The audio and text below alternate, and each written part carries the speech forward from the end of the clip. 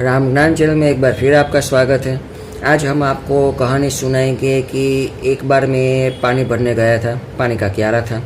पानी के क्यारे में रोज़ पानी भरता हूँ। अगर अच्छे ना हो तो उसको धो के भरता हूँ। फिर उसमें बहुत से क्यारे थे, सभी में पानी तो उतना पानी होता नहीं तो मैं भर सकूँ। तो एक दूसरा क्यारा था, उसमें एक मक्खी थी, वो पानी में डूब रही थी। तो सबसे पहले मैंने क्या किया, सबसे पहले मैंने उसमें गंगा जल डाला।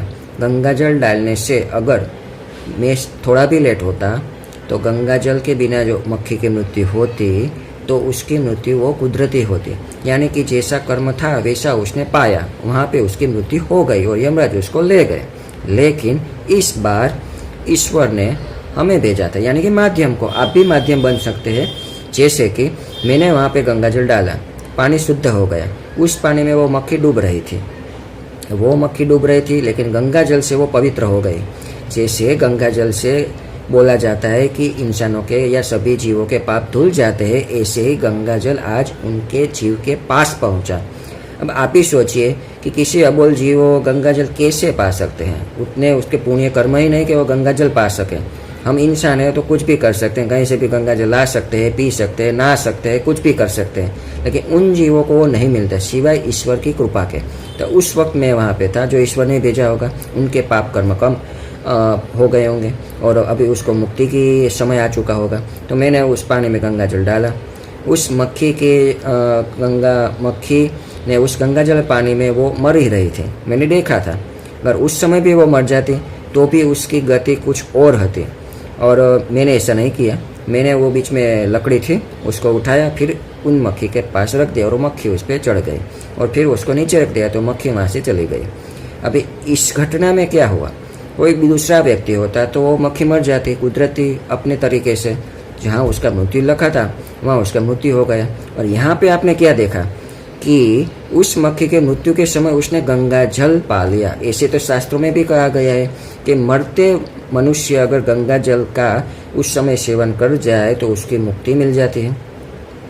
तो इस बार इस जीव को मिला। ये दृष्टि से होता है, माध्यम से होता है। इसमें मैं कुछ फल लेता नहीं। जो फल नहीं लेता वही कर्म ईश्वर को सभी गमते हैं, सबसे अच्छे गमते, और इसको निष्काम कर्म कहते हैं। यही कर्म ईश्वर को सबसे ज़्यादा प्यारा है। और श्रीमद् भगवद गीता में श्री कृष्ण भगवान ने अर्जुन को यही सिखाया था, बिना कर्म फल की अपेक्षा के तू कर्म कर, फल मैं दूंगा।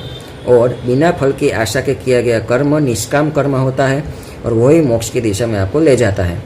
अगर आपको ये कहानी अच्छी लगी हो, और बाकी ये ट्रू स्टोरी थी लेकिन मैंने आपको कहानी के रूप में समझाया। अगर ये वीडियो आपको अच्छा लगा हो तो इस वीडियो को और भी शेयर कीजिए। दूसरे लोग के पास जाएंगे, वो देखेंगे, सीखेंगे। और ये स्टोरी उसने सुनी होगी तो जब ऐसी घटना उनके सामने होगी तो इस दृष्टि से वो जीव भी ऐसा ही करेगा, यानी कि ईश्वर का कार्य वो भी करने लगेगा। सिर्फ आपको शेयर करना होगा, आपको वीडियो देखना होगा, दूसरे लोगों को कहना होगा। ये चैनल मेरी नहीं है, ईश्वर की है, आपकी है।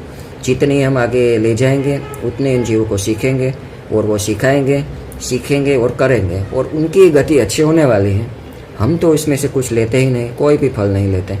कमेंट बॉक्स में आपके सवाल ज़रूर लिख दीजिए, जवाब आपको ऐसे स्टोरी से समझाएंगे। आपको वीडियो अच्छी लगती हो तो इस चैनल को सब्सक्राइब जरूर करना। अभी एक ही सब्सक्राइबर है, और ज़्यादा बढ़ेंगे, ज़्यादा से ज़्यादा बढ़ेंगे, मुझे पता है। तो मिलते हैं नए वीडियो में नई स्टोरी के साथ। मिलते हैं, बाय।